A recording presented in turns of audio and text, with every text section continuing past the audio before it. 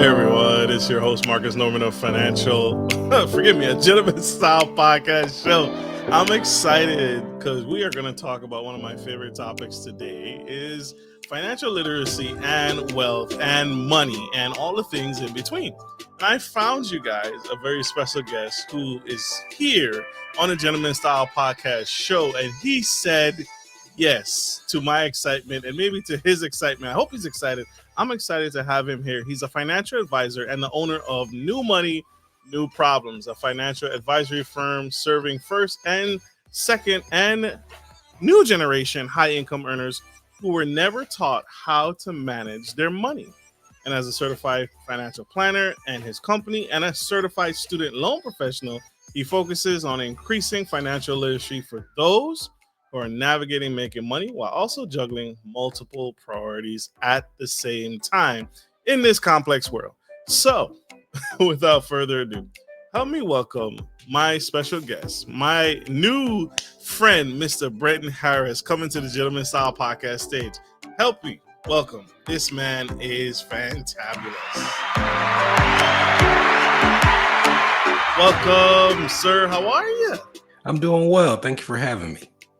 Absolutely. Thank you for being here. And thank you for sharing space with us. And thank you for giving and making time, because this is necessary. What you do, sir, is absolutely necessary. And so I want to start with a curveball question. One of the things I always ask most guests is, why did you get started? When did you know that you had the ability to serve those individuals who were struggling with financial literacy, and you had the gift to help them get through it? When did you start? How did you know? I actually stumbled into it. I got a job in financial services while I was waiting to do something else. I was in Nashville and I just graduated maybe 6 months earlier from getting my degree. And I was hoping to get like an internship or a leadership development program in a more traditional industry. And I couldn't find anything. And I needed some money while I waited. And I was going door to door, handing out resumes, and just so happened to walk into what at the time was a John Hancock Financial Network office. So they were selling insurance. So they gave me a job on the spot, which I didn't think anything of other than like, man, I must have just been so incredible. And I went home and told my dad, and he was like, well, yeah, they gave you a job on the spot. It's commission only. They're not paying you anything. Right. So that's how it happened. But I stayed and found out that I had an ability to affect some change when the first people that I started reaching out to, as you would be people in your network, parents, aunts, uncles, church members. And I'm going to people who my entire life I thought had some level of financial preparedness. And I'm going and having these meetings with them and finding out like, oh man, they have almost nothing or literally nothing set aside, don't understand insurance, don't understand investments. Maybe I can be the one to kind of bridge that gap between a high income earner and, somebody who's like, oh, I'm a high income earner, but nobody ever taught me this stuff. So I didn't know how to implement it. So that's how I decided to stay. How shocking was that for you to discover that the people in your own network, your own immediate, touch point, one or two touch points away from you, were struggling with finances? And how did that compare to you and I have similar backgrounds where I came from banking and I Hmm. wanted to go down the financial advisor path. But it was shocking to me. It was shocking to me to realize that people were struggling financially. And then I'm working in the bank and I'm working in these financial organizations where people who have money and seeing how they move with it. How shocking was that to you? In hindsight, it shouldn't have been shocking, but it was really shocking at the time. When you're growing up, you don't think about things the same way as you do in hindsight. But when I was growing up, pretty much everyone around my parents, including my parents, they earned a high income, but they were all like the only in their family who earned a high income. So I remember growing up, and just like we would have, family that my parents would support financially, I remember having other friends of mine who their parents were, letting a brother or a sister or a cousin stay with them or helping them get through school or things of that nature. And as an adult, you realize that that takes a toll and it prevents you from being able to put aside money on your own. But when you're growing up, you don't think about it that way. You just think this is what you do. And when you start to have those conversations and you realize, oh man, like not only have these people not been taught, but they have big responsibilities that even if they were taught, just tear at the money that they have in a way that it doesn't for someone whose entire family has wealth. You start to put two and two together. Absolutely. Do you come from wealth? Do you come from lots of money or high income earner family members? Come from high income earners. So my Okay. dad's side of the family, he's from the Midwest, but by way of Jamaica, his dad. And then my mother's side of the family is from Memphis by way of Belize with her mom. And those are actually the sides that I was closest with. And in both instances, it's like, well, my mom earns good money, my dad earns good money. But again, their parents didn't, their siblings didn't. So they're trying to figure out, they're trying to support. So I was fortunate enough to do and grow up in a way that most people are not. But now when it comes to like, oh, well, what were they able to put aside? It's almost like they sacrificed it all for my extended family and my sister and I and didn't have left over for themselves. That's so true. That's so true. I want to debunk a myth that I'll never forget till the day I die. I remember I was at a financial conference, and one of the young ladies at the conference, she was speaking to one of the guest speakers, and you have an event coming up as well where you'll be participating in. So super exciting for that for you on that. But she asked one of the guest speakers that, why isn't financial literacy taught in school? And I am under the belief, and you can share if you agree or disagree. I'd love to hear your thoughts on it. Is that she felt that money should be taught in school, and why not? Why isn't financial literacy taught in school? I believe it's taught at home, right? What we see um immediately is what we adapt, right? So the New Yorker who's always has a big shoe collection, right? He always got the latest Timberlands, he always got the biggest Jordans. Those are learned behaviors, not from school and not from his friends, but his parents, right? If you go down several generations, you may see that mom and dad were shoe fanatics as well, right? And so what are your thoughts? Is it should financial literacy be taught in school? Is it taught in school, or should it be, or is it taught at home and be practiced and mimicked at home? I think it's both and. There's research that shows that the overwhelming majority of how you feel and how you react to money is formed before you're a teenager. So most of the things that indicate and project how you're going to deal with money is stuff that you picked up when you were a kid, and you're trying to like form a narrative in your mind for what that means about how you deal with it. So even if you do teach it in high school, there's still, even at that age, some undoing and unlearning that you would have to do for a teenager.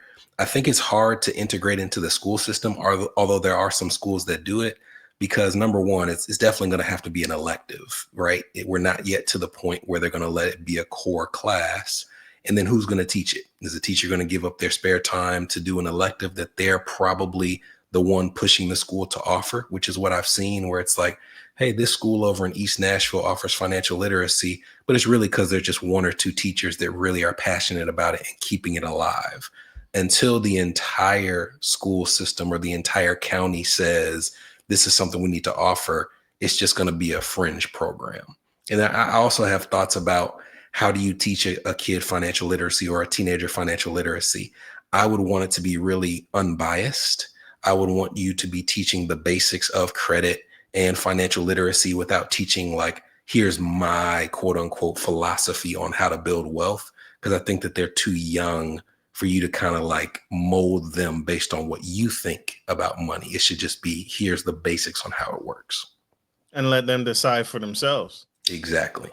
There's a program here, a cotillion botillion, and my mom's sister actually ran and still runs the program every 2 years. And she had somebody who wanted to come talk to the kids about financial literacy, so she calls me, asks me what I think about it, and tells me what the person wants to present. And it was basically a real estate seminar. And I'm like, that's completely inappropriate, right? Maybe at some point in time, one of those kids who understands the basics expresses an interest, and you can teach that kid more as they grow. But to go to a group of 16 and 17-year-olds and say like the only way to build wealth is through real estate, they're too young for that. That's fair. That's a fair conversation. See, this is why I enjoy these types of conversations, right? Two brothers having a conversation and learning from one another, and I agree with you. I see what you're saying, and I love the fact about that unbiasedness, right? Because again, not everyone has had that life experience. So if you're teaching one of your seminars and then you try to impose your experiences, well, you may not be able to. Someone may view that as unrelatable because mom and dad were high income earners, right? So the relation piece definitely has to be there as well. But you're right. I completely agree with you. What's the most surprising emotional shift that you've seen in clients who suddenly come into wealth? What is one emotion that you see someone kind of they either have to get rid of or they have to learn how the how to handle money, because money is an emotional thing first, I feel.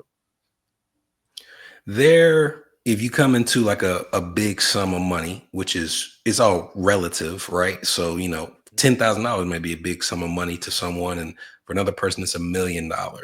You really have to take your time and just not do anything. I see it most frequently when someone passes, maybe a grandparent or a parent passes, maybe they have a life insurance policy. And I typically tell people don't make any major decisions with this money for the first 6 months. Just grieve. And it's not that grieving in this instance will be done in 6 months, but it's because right when you get money, emotion drives the purchase decisions more than logic.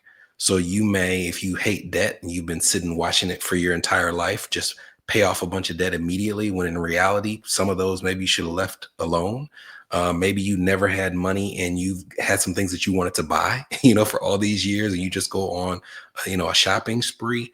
But to me, I try to let people just sit and get comfortable with the fact that they have the money first, because you're right. Money is an emotional thing. And unfortunately, when you first get a pile of it, that emotion that guides your purchasing decisions unchecked is typically the thing that wins when you spend it quickly. Agreed. Totally agree. You hit a nerve with me. I had a friend. Him and his wife. His mom died. His mom had passed, and he was the only child. He was the only male son to his mother, and she left him 50,000. $50,000 from in life insurance. Not nothing, right? Right. That's not nothing. That's not nothing, but it was significant to him, and that was supposed to be the catalyst to start him and his wife, his who was new. It was unique. It was a unique endeavor because his mom had passed, and on the same day his daughter had been born. And so, and I don't think he got the time to grieve. I don't think he got the time when he found out the money. He initially started grieving, right, because his mom passed and he's the only child. But then when the life insurance company called him and notified him that he's coming into some money and started with, where you want us to mail a check, he shifted, and then he kind of the grieving kind of went to the back burner, and they started upgrading, right? Upgrade the car, upgrade the underwear, upgrade the clothing. Now he's doing things, and unfortunately, when he went down that path, he went back to some old habits. He went back to some dark habits of drug use and partying and prostitute. Quit his job, right? And but never was able to process fully the emotions behind it, and it was tragic. The entire $50,000 was gone, and he wasn't for the better for it. Yeah. So I think you're right. Yeah, it reminds me of I've seen Denzel Washington talk about fame, and I feel like Black people, we have like 7 people that we attribute like all quotes to. So maybe Denzel didn't come up with it, but I heard him say it. He was talking about like the dangers of being famous, and he's like, being famous doesn't change who you are; it reveals who you are. Like these tendencies were there all along. And I feel like the same is true with money, right? Like if you haven't had money and suddenly you get it, I think it's more like revealing what you wanted to do all along when you had that, didn't have that resource. Agreed. Money. What's they say? Money is the root of all evil. But yeah, money art brings out who you actually are. If you're a giver, you're gonna be a bigger giver. If you're a crook and a thief and whatever in between, it's going to make you more of that. If you're a racist, you're going to be a bigger, more fancier racist. So I, I completely agree with you. I Man, I got to feel, tell you, go ahead. I gotta tell you this quick story. So we were last week. It was the last week of summer break. So my family and I went down to 30A in Florida. And if you're from the South, like 30A is like one of the most popular vacation spots in the Gulf. And if you come down that street, which goes, I mean, all the way down Florida, that part of Florida, there's a part in 30A where there's this gigantic house, and they've got all these political banners, and of a certain person that they have hung and draped all over the house. And first of all, this is a multi-million-dollar house that's on the main drag, and they have clearly spent tens of thousands of dollars on this banner. So to your point about money allowing you to be a bigger and fancier whatever, it's like, man, this person had to accumulate so much money to reveal the fact that they were a troll all along. You know what I mean? Like they spent a whole lot of money just to show this is my personality, whether I have money or not. You're so right. You're so right. My guest, Mr. Brenton Harrison, on the show, Spilling the Tea on Gentleman Style Podcast Show. You're so true. So true. Remind me to stay away from that area in Florida. Stay away from that part. I wanna talk about I feel like money is like when I learned about money, because my dad didn't give me money, my mom didn't leave me any money. I had to figure it out on my own as I grew up. Fortunately, I joined the military, and and the military kind of cushioned that blow. I still made financial mistakes, but the military helped me cushion that landing while I made those mistakes versus, some people who are out on their own. When I learned about money, I learned that there's a mindset to money, and there's an emotional maturity that needed to happen. I I gained a level of respect for myself that I never realized was there. A form of I think it's really powerful to have that pride that I am managing this sum of cash well. I think that feels good. Do you think financial literacy is a form of self-respect? Why or why not? I feel it's a form of empowerment. And there are not many scenarios when money is involved where I don't feel empowered. And it's not because I know what I'm talking about in every conversation, but I understand the foundation of it enough to know that you're not going to, pull anything over my head. And I also know what I don't know well enough to know when I need to ask more questions and do more research. So I think being financially literate gives you a foundation and a self-awareness where you just don't have to cower and hide when money comes up. And again, it doesn't mean that you have to know everything about it, but you at least know enough to know what you don't know. And that has power as well. Agreed. Agreed. I want to shift focus here to student loans, student loan crisis. I forget the number today on what the national debt is that we have in America, but I want to shift to your expertise. You teach and coach to the student loan and helping people navigate that path, which I feel is a complete nightmare. We have run that student loan up number um, really, really high. Um, how do you counsel people through the shame of failure because of their debt? Because I can imagine people sometimes are embarrassed to come to you and your firm and reach out to you because they have to disclose that big number. I'll never forget. I encountered a young lady years ago. She had $400,000 in student loan debt, and we had been dating for several months, and it took her that long because of that shame. So, how do you handle that, or how do members of your firm handle that when someone has to disclose that kind of bad debt to you, and how do you walk them through that? So part of it is in the marketing. So whether it's our firm, and then through our firm, we have a weekly podcast, New Money, New Problems podcast. And then we have a separate podcast specifically for federal and private student loan debt called the Escape Student Loan Debt podcast. So in everything that we put out, the marketing, the way that I speak, I make sure people feel comfortable coming to me with stuff that they don't come to anybody else with. So I regularly say we work with people who owe as much as $600,000 in federal student loan debt. So if you owe 300,000, there should be no shame in coming to talk to me about it, because I just told you we work with people who owe twice as much. I also try to take some of the stigma around it, right? You took on this debt for a reason. You didn't go buy $300,000 worth of shoes. You were trying to further your own education, increase your income potential. So it all starts with just like, hey, drop the shame. Let's talk about it. And then we then break them through or take them through a process where we talk about what's the best way to either have this repaid for the least amount of money or forgiven after repaying the least amount of money. And that's the goal, for people who are trying to repay it. There's a completely different set of strategies than there are for people who are trying to have it forgiven. And that's another thing that provides a lot of relief, because the person who owes $400,000, odds are they're not going to have to pay anywhere near that before they have it forgiven. But they may not even be aware of that until they talk to somebody. Absolutely. Absolutely. How many people in your program have actually had their student loan forgiven?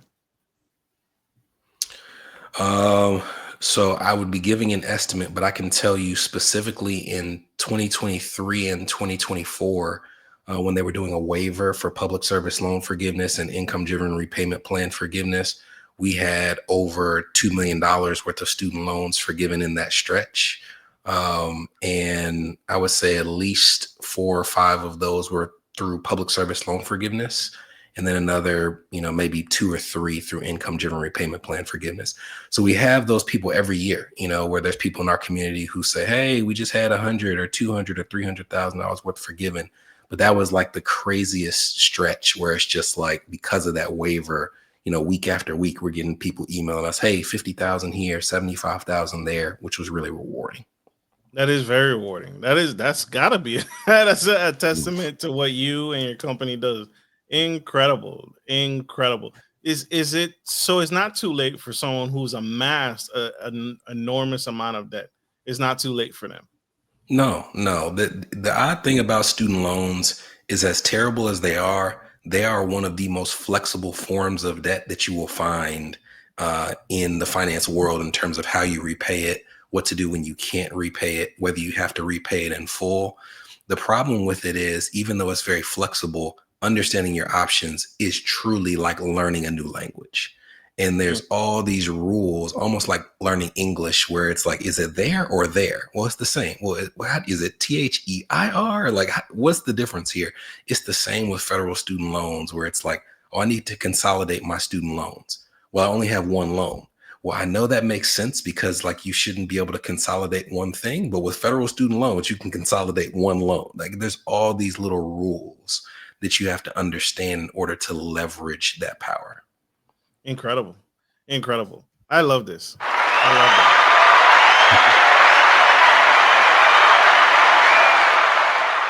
Y'all gotta check out that podcast. That is ginormous, and all these financial literacy conversations. No one's talking about that. How to manage your debt effectively. I feel like everyone is kind of just like furloughing their debt to kingdom come and kicking the can down the road. Can you talk about what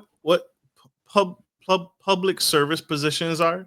Because I know people hear it like, okay, public service job. There are public service jobs that qualify you for that forgiveness. Can you name a few of those types of positions that people may already be in? You're good.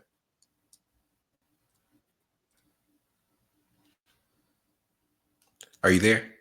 Yes. Go ahead. Sorry, I didn't hear your question. I don't know if you can repeat it, but it cut out on my end. You're good. I was asking about public service positions, and what are the types of different public service positions that people can actually may qualify for student loan forgiveness?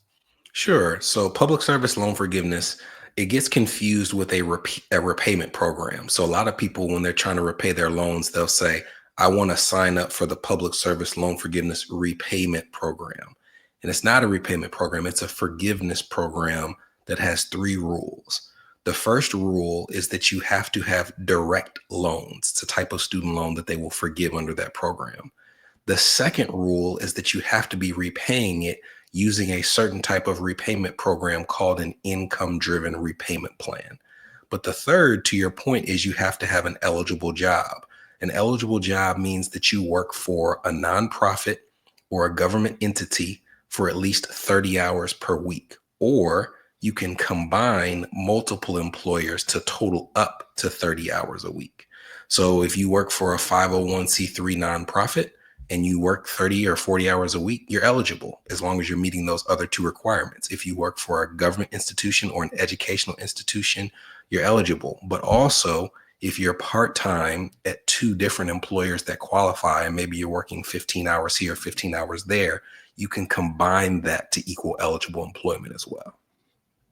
Powerful. What's another student loan truth you wish every college bound family knew before signing up for that student loan debt?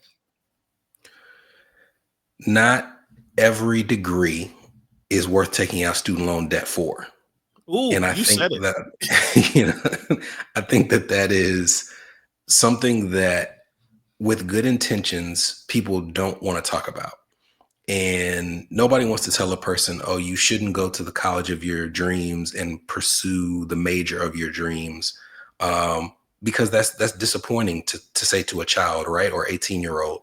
But at some point, you do have to confront the fact, are you really going to take out $150,000 worth of student loans for a degree that on average pays $40,000 a year or $50,000 or $60,000 a year? Or would it be better to pursue that same major and maybe get your generals done at a community college and then go to a state school for the rest of your education? I think that it's not as much the college bound part, it's the post college part where we need to have some real talks about, look, hey, I love Harvard as much as the next person. Am I going to go get like an elementary education degree at Harvard and borrow my way all the way through? Probably not. Because when I get out, they're not going to pay me 3 times as much as the teacher next to me.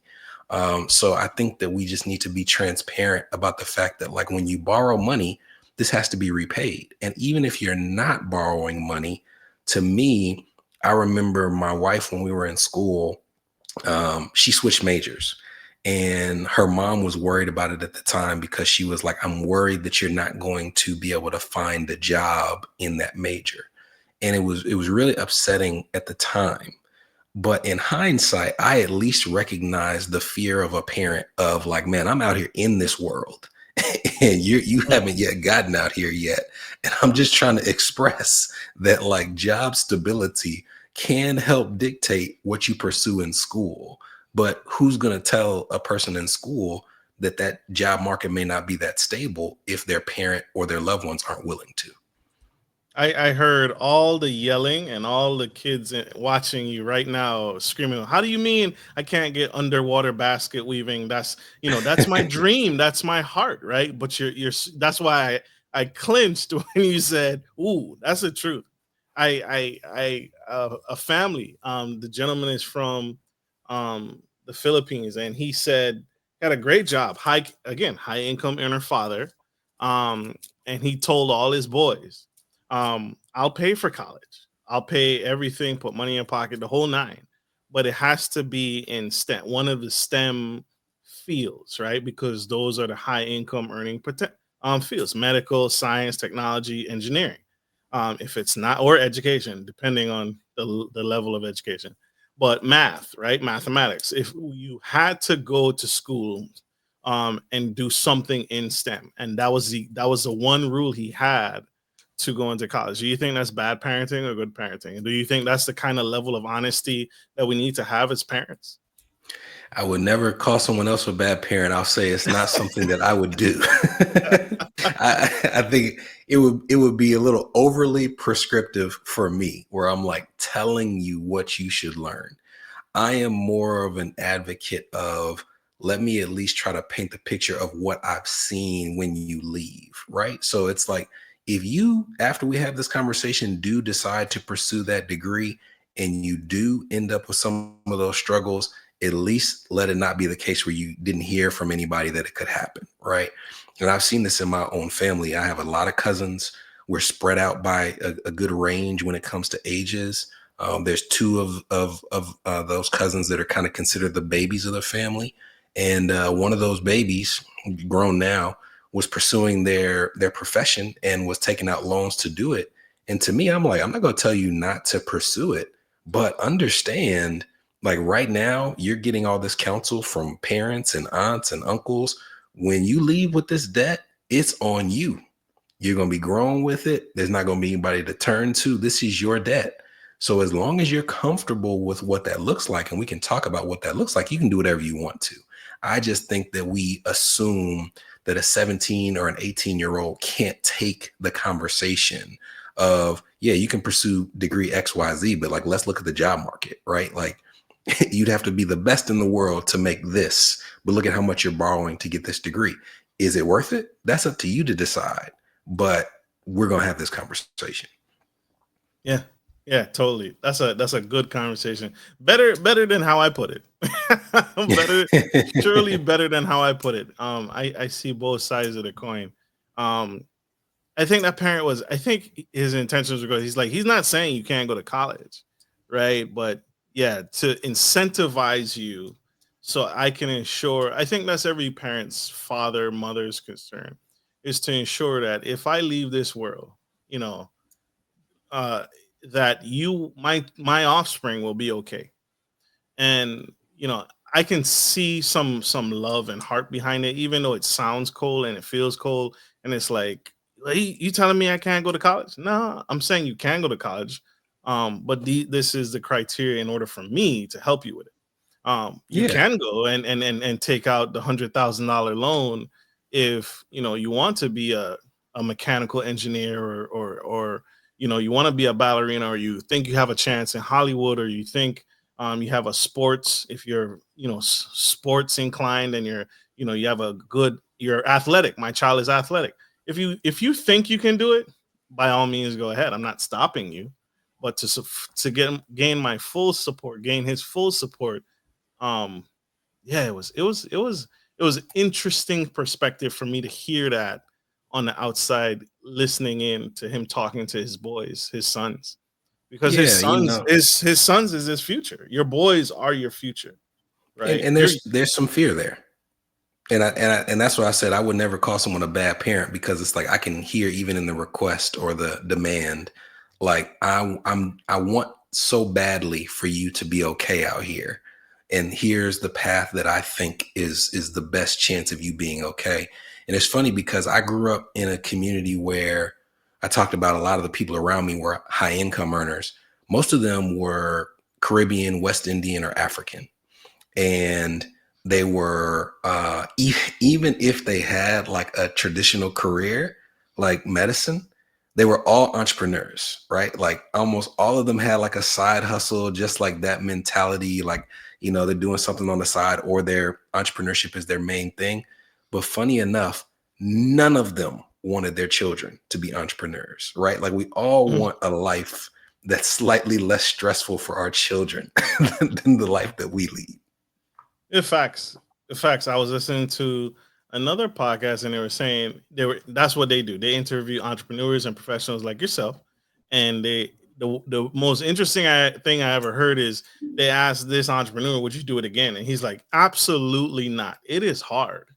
It is absolutely hard." So in that same breath, I can see why you don't, in that same you don't want to pass that on to your kids, because it's hard. I don't want to encourage you to be an entrepreneur, because I remember what I went through to gain the affluence or the money or the legacy that I've worked so hard to build. And I don't want you to go through those struggles. I don't want you to sleep in your car. I don't want you to be homeless, potentially homeless, wondering where your next meal is coming from. That's hard to do. So big shout out to that. That's huge. Do you believe the student loan system is predatory by design? Do you think it's made up in a way to look like this glamorous opportunity, that the only path is to borrow money and borrow your way into college? Uh, what what do you think? Yeah, I definitely think it's predatory. And I think it's predatory in the sense that the institutions that are benefiting from it are not keeping track of who they're supposed to serve. So I don't think it's predatory in the sense that like a college is saying I'm intentionally trying to screw this kid over. I think it's predatory in the sense where it's like, hey, when we get more grants, when we get more student loans, it allows us to increase tuition. It allows us to build new buildings. It allows us to increase salaries. So there's not a school out there saying like, hey, we want our students to take less. So we're going to build less buildings. We're going to pay less salaries, right? We're going to have less research here. So when you go back through the history of the creation of student loans, when there was private student loans, the Sally Mae era, you will find like, cruises and vacations and bonuses and kickbacks that universities and presidents were getting based on how many of their students were taking out those loans, even federal student loans. So there's a long history of, sacrificing the students for the benefit of the educator or the institution. And I think now we're just in a place where it can't be undone, right? This last bill that was created, they're trying to cap how much you can borrow to go to certain institutions. It's like, well, that doesn't mean that institution is going to cut their tuition in half. They've built an environment and they've built a system that requires that amount of money to keep it running. So you're more likely to see schools close than you are to see schools cut tuition. That's real. Do you have student loan debt? No, I don't. You don't. That's powerful. That's powerful. I snuck that in there. Have you ever advised a client that listen, what you have, you're not earning enough money towards? Like, have you ever advised a client like, listen, this is unfortunately how you're gonna have to die with this debt? Have you ever had like a real powerful story or a heartbreak story like that, where you had to tell a client like, listen, your income isn't high enough, and the path that you're on is not going to afford you the ability to pay this off or get rid of this? Or is there always some way to work a deal? Maybe you've been blessed and never had to have that conversation yet. No, I have to have those conversations regularly. Really? Oh yeah. And it's not just about debt. A lot of times it's just about the things that people want for themselves in general. And again, we don't like awkward conversations, right? So when someone pays me to be their advisor, one of the first things that we do is we go through their cash flow and we go through their goals. And they may have some beliefs that are like wildly different than my beliefs or what I would do with my money, but I'm there to the best of my ability to help them achieve those goals. So if they tell me something that I disagree with, I'm not going to just say, oh, well, that's wrong. I'm still going to try to help them pursue and achieve that goal if there's the money there to do it. And I will tell them, you want to do something, if there's the money there to do it and we can chart a path to it, I'm in your corner. The second where you're holding a belief in either your behavior or your cash flow or the amount of income that you earn, that's just not possible. I wouldn't be doing my job if I just let you keep going down that path. At that point, I have to tell you it's either too much debt or too little income or some combination of both. That's just not something right now that we can accomplish. And that's a transparent conversation that needs to be had for anybody who cares enough to be an advocate. That's real. That's the hard conversation. We are on the Gentleman Style Podcast having the hard conversations that, listen, your school may not be having it with you, your parents may not be having it with you, but we are having it right here. If you're tuning in to Mr. Brenton Harrison on the Gentleman Style Podcast show, this is necessary. This is huge. Are you a spiritual man? Are you a believer, Christian, Buddhist, monk? Are you I am. Yeah, I'm a Christian. Perfect. Do you think churches should be teaching financial literacy? Or do you think that's something that should, like we talked about earlier, should either be taught in schools or remain at home and the responsibility of mom and dad? I think churches should not only be teaching financial literacy, but my church does. So every single year, we have a financial literacy symposium. Ours is actually coming up September 6th at my church in Nashville, where we have people from the community give free sessions on entrepreneurship, on taxes, on credit, on estate planning, on insurance.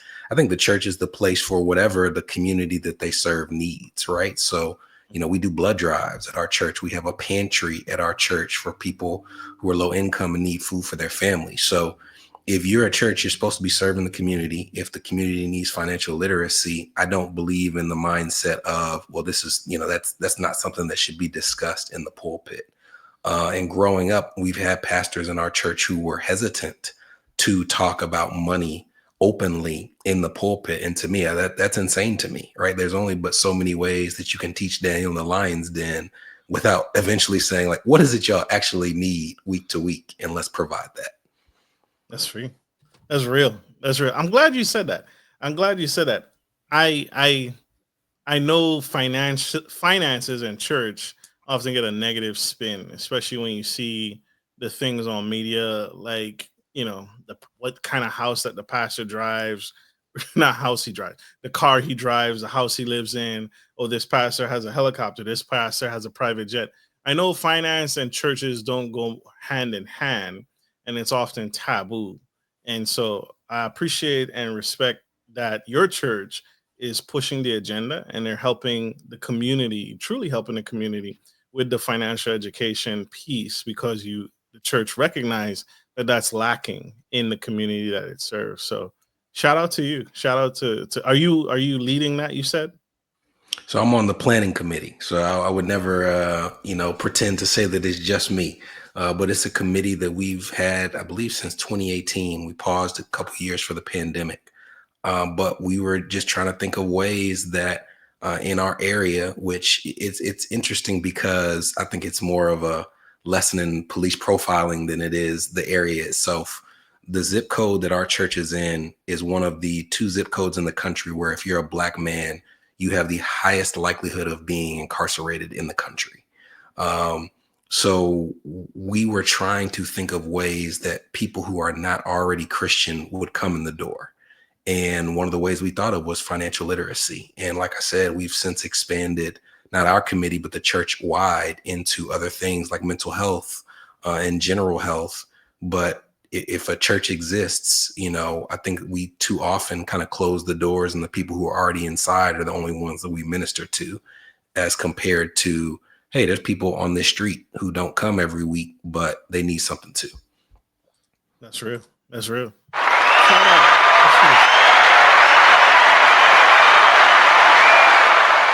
I want to talk about another buzzword, is generational wealth. Everyone's talking about generational wealth. I'm breaking generational curses. I'm breaking generational chains, and I'm building generational wealth. I don't think people have a really clear understanding of what generational wealth is or the path to achieve it. Can you share what generational wealth, when that phrase comes to mind to you, or how you teach it? Um, what does it mean to you, and what's the real path to generational wealth? Generational wealth to me, and I've said this before, but everything is relative. Generational wealth to me means when I pass on, whoever I'm leaving that's coming up behind me is not going to have to worry about anything beyond grieving my death. And in fact, there is some financial benefit that I've left to them that at whatever level I've left it is going to make some element of their life a little bit easier. So there may be a person out there who generational wealth is $10 million, but there also may be someone out there where generational wealth is, my family left me enough to put a down payment on my first home or to get me through school. It doesn't have to be all the money in the world. It's just making sure that there's something that you can leave behind to say, I left this for you. I've talked about my wife. Her grandparents are people who take generational wealth extremely seriously. And there's money that her grandmother has put aside for years and years and years that is set aside from everything that she has specifically for her future generations. So she's getting on in years, and she's done very well for her children and her grandchildren.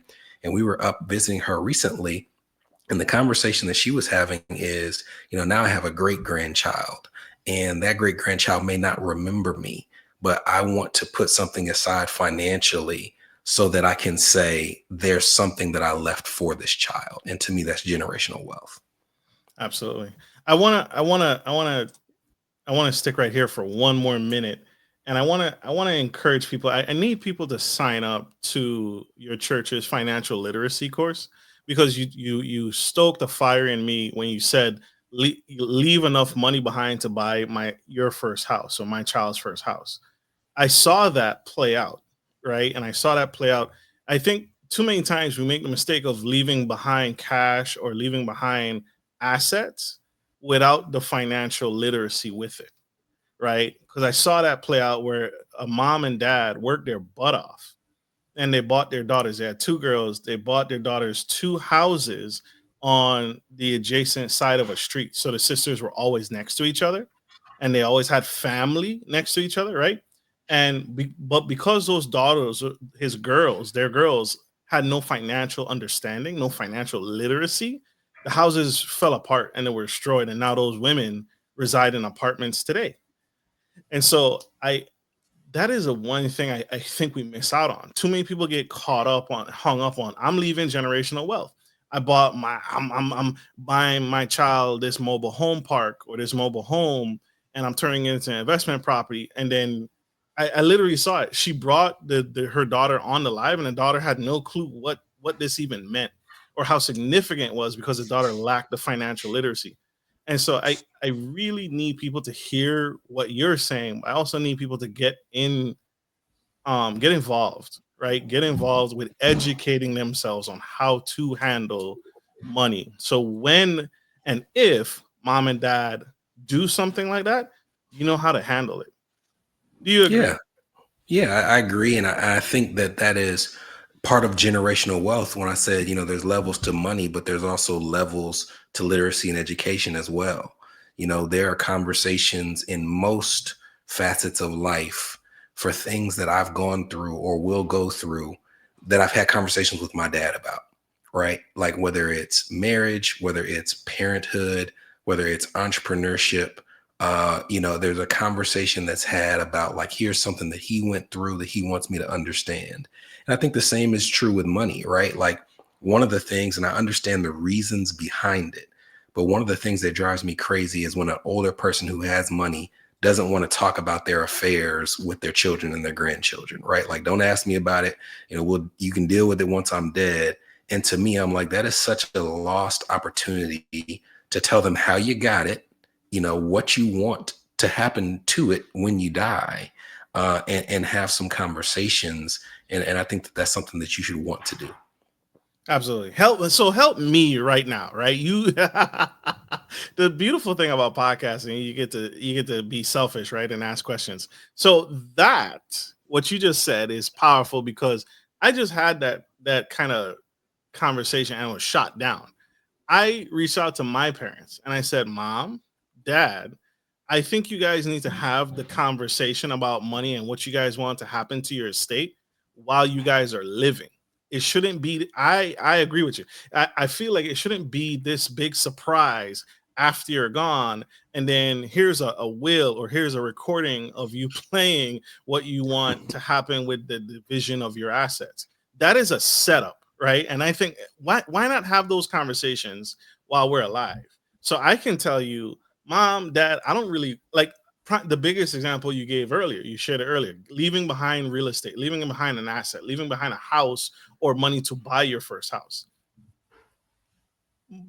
But the data shows most people who's when they die and they leave their children a house, the children do what you could have had a conversation about, which is they sell the house. And if you think about it, that makes sense. Why would I want to live in the house that I grew up in and my parents are deceased? I don't that's setting me up to grieve every single day, to watch where mom and dad used to sleep, to see where we grew up in the yard and played in the yard. Most I think it's like over 50%. Most people sell the house anyway for the cash. So if it's cash that the kids really want or would really be beneficial, mom and dad, why are you killing yourselves and breaking your back for this house? When you can actually find out and have that conversation early while you guys are alive and say, Marcus, this is what we intend to leave you. This is what we intend to leave your sister. This is what we intend to leave your brother. Have that conversation now. And so I struggle with that. And I lost that first conversation battle. I'm not giving up, but help me. How do I bring that up to my parents so they can receive it well? Because the first attempt I made, I said, Mom and Dad, why don't you guys have that conversation now? And they said no. No, where you'll find out. I don't want to talk about it. Like, help me right now. If you could give me some tips and some pointers for, and I think that'll help a huge amount of people watching you right now. So I'll tell you the mistakes that I've seen, even things that I've recommended people do that in hindsight, I'm like, I think there's a better way. One of the first mistakes I see people make is they approach the conversation with their parents on their terms, right? Like, I'm ready to talk about this. So let's talk about it. They don't ask their parents, can we set aside a time when you'd be willing to talk about it? And if there's some resistance, let me express to you, mom and dad, why this is a concern of mine. And can you share why talking about it is a concern of yours, right? It's like we're at loggerheads the second we open it up because I want to talk about it right now. Well, I'm not ready to talk about it right now. You just sprang this on me. It's Thanksgiving. And because you happen to be in town, you want to talk about the fact that someday I will die and you want to know how much money you're going to get, right? Like maybe at Thanksgiving, you have the conversation so you can schedule the time that you're going to talk about finances and you give your parents the opportunity to express some of their misgivings about it because there could be several. It could be that they've done really well, but they're concerned about how to split up the assets, or they don't want you to feel like you all of a sudden don't want to work hard. It could be that they are very ashamed at how well they haven't done, and they don't want to have to confront that conversation of, son, I'm not really leaving you anything, or I am leaving you something, but I wanted to leave you so much more. You just don't know what's holding them back until you give them the opportunity to share what makes them so uncomfortable about it. Now, the fact is, they may not even do that, right? Like if it's my grandfather, like just Memphis man, 90 something years old, you could ask him to share his feelings all you want to. He's like, I would rather die now than share my feelings. But that's when you can have the tougher conversations of you are leaving me with a burden when you die with no plan. But I think that we get to that point too quickly, right? Like you get angry too quickly, you get frustrated too quickly. I think you need to try to approach it from their point of view, share your point of view. If they refuse, then you can pull out the very true, accurate card of when you die with no plan, you're setting me up to fail. That was good. That was good. So, touche, touche.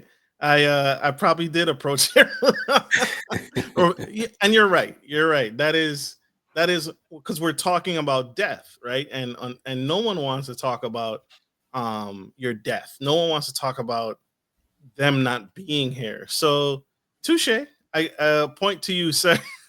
Yeah. I mean, if my 7-year-old right now walked up to me and said, Daddy, how much do you have set aside for me for college? I'd be like, ooh, son, like you want to watch Paw Patrol? Because it may be like I'm not, hey, we are going to have it by the time you get there, or we're going to sacrifice by the time you get there, but maybe we don't have it right now, right? That is just as much of a concern as it would be if I had every dollar that he'd need to get a master's degree. And I want him to still have a little motivation to, sit your butt down and study. Because if you can get a scholarship, then I can keep this money. But like we can have that conversation later. So is it the age? Is it because your child is 7 years old? Do you think they need more maturity? Like, hey, let's talk about that when you're 11, or maybe when you're 15, or maybe when you're older. Is it the age that would set you aside, or because of what I said, which is we're talking about me passing on, that would Yeah. make that okay. Okay. I think with the problem is when people are young, we assume that they're not observing things about money, but they are. My 7-year-old will come up to us and he'll ask for a toy. And we'll say, no, buddy, we're not getting that toy right now. And he has made the connection that when he sees the two of us working, that we get money from that. But the leap that he has made is they work to buy me toys. So like if I say I want a toy and daddy says that he isn't going to get me that toy, it's because he needs to go work for an hour so he can go earn the money to get me a toy. So he made that connection on his own. And we have to correct that assumption of like, no, buddy, like, I don't get up every day for the sole purpose of buying you toys. But he's picking up something. I think that the where age comes into play is death is the hardest thing to talk about. But also, by the time you're thinking about dying, you also have pretty much either, made the most of or have not made the most of your opportunity to do anything about it. Right. Like if my grandfather hasn't put aside any money for me, there's nothing he can do about it now. And I think that's an even more helpless feeling than if I do talk to my 7-year-old and he asks me something about college and maybe I haven't done what I wanted to now, but I got 11 more years to fix that. That's true. That's so true. I like that. I like that. And that's a healthy perspective. And thank you for the example. That helps navigate me on how to look at it differently from the other person's standpoint and how you were able to pick up on the connection that your child made. I was like, "Oh, you think I work just for toys?" Like, I don't think most parents will be that astute to recognize, why is it every time, every payday, you come knocking on my door? Oh, okay. I Yeah. see I see the key here, what you've made. That's that is huge. That's what smart, very smart. Children are smarter. I don't think we give kids enough credit. Mhm. What do you, I how do you coach clients? Because your company, your firm is a financial advisor, and we talk about student loan debt, but you also do finances. And part of finances is investing, stocks, bonds, mutual funds, alternative investments. How do you coach clients through the fear of investing or taking financial risks? Because initially, I can imagine talking about that and saying, "Hey, there's a potential to lose your nest egg. There's a potential to lose this money that you've worked so hard for." Especially depending on the audience that you're talking to. When you live in a community where police brutality, you may not live to see tomorrow. So talking about losing the money that you work so hard for while you're alive can be very hard. But how do you can you talk that? How do you coach your clients through that fear? For someone who's never invested, you would think that this is an extreme belief, but you'd be surprised how many people think that if they put a certain amount of money in the market, that they could lose 100% of it. And I will ask them, hey, you're thinking of investing your first $5,000 or your first $10,000, but you're afraid to take that first step. Are you afraid that you might put that $10,000 in the market and at some point in time it could fall to $0? And if they say yes, then we're really talking about a concern about how aggressive or conservative that investment that they're entering into would be. And I try to get them to understand that there's levels to everything. Just because you're putting money in the market doesn't mean that on a scale of 1 to 10 in terms of risk that you're a 10. You can be a 5, you can be a 4. And let's find something that's more approachable and let's look through past returns. It doesn't mean that this is what's going to happen in the future, but let's identify some of the biggest moments and most cataclysmic moments in stock market history. COVID, 9/11, recessions, 2008. And let's look at what this portfolio did during these times. And you might find that maybe it lost 20, 30%. And nobody wants to lose 20 or 30%. But when you can show them the world thought that the world was ending in these three scenarios, and in the worst case scenario that we found, your 10,000 went to 7,000. I'm not implying that you should enjoy losing $3,000, but does that at least provide some comfort that we're not talking about a 100% loss? And you would be surprised how much comfort that gives them with even starting the conversation. That's true. That's true. I like that. I like that. That is dope. That is necessary. Hugely necessary. Sir, I want to get you out of here on this question here. You shared so many nuggets, so much wisdom, so much insight, so many financial tips, and I appreciate what you're doing. I want to say this to you publicly, brother. Don't give up. Don't give up. Don't give up. Don't quit. We need what you're talking about. We need what you're doing, and we need it. Absolutely. Here and the rest of the world. But what do you want your legacy to be? Not just financially, but spiritually and socially. What's your goal for building legacy? What is it you would like to see happen? To me, when I think of what I would leave behind, hopefully a very, very long time from now, it would be just a legacy of helping. I want to be someone who, if I had something to give, I didn't keep it inside, whether that was spiritually, whether that was as a husband, father, a friend, or a financial advisor. I love when people come up to me and say, hey, this was something that you helped me through, or this was something that I learned from you. And that's what I want to be. I want to be like a giver of knowledge, a giver of resources, just a giver. That's what I want to leave behind. Absolutely.